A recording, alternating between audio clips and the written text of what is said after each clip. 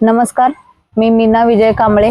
मी नवी मुंबईवरून आली आहे आणि मी इकडे येताना माझ्या मिस्टर मला घेऊन आले. येताना मला बीपीची गोळी चालू आहे. तर मला बीपीची गोळी जवळजवळ 8 वर्षापासून चालू आहे.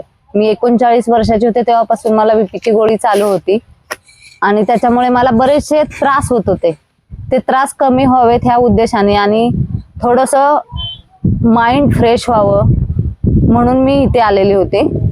तर इथे आल्यानंतर गुरुजींनी पहिल्याच दिवशी सांगितलेलं की तुम्ही इथून निरोगी आयुष्य आणि निरोगी म्हणजे आत्मविश्वास, चांगला आत्मविश्वास घेऊन जाणार आहात. आणि खरंच या 5 दिवसामध्ये मला बीपीची गोळी गुरुजींनी बंद करायला लावलेली.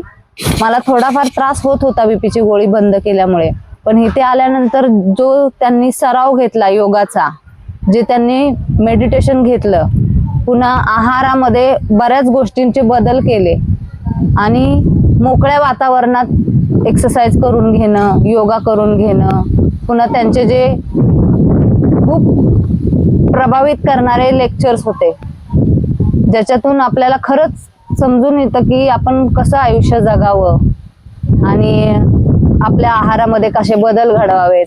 आपल्याला आता ॲलोपॅथिकमुळे किती त्रास व्हायला लागलेत, आपल्या बॉडीमध्ये किती काय काय गोष्टींचा आपण घाण जमा करतोय ॲलोपॅथिक मार्फत.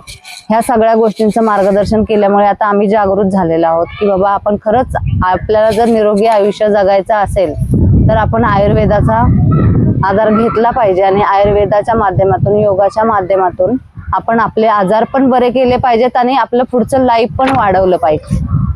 ह्या गोष्टींचा मी खूप, आणि त्यांच्या गुरुजींच्या लेक्चर मधून मला एक अनुभव आलाय की तुम्ही जर ठरवलं की तुम्हाला चांगलं इथून पुढचं लाईफ चांगलं जगायचंय तर तुम्ही त्या गोष्टी इथे आल्यानंतर अनुभवून तुम्ही करणारच. आता मला एवढा कॉन्फिडन्स आला. माझी बीपीची गोळी 3 दिवस बंद होती.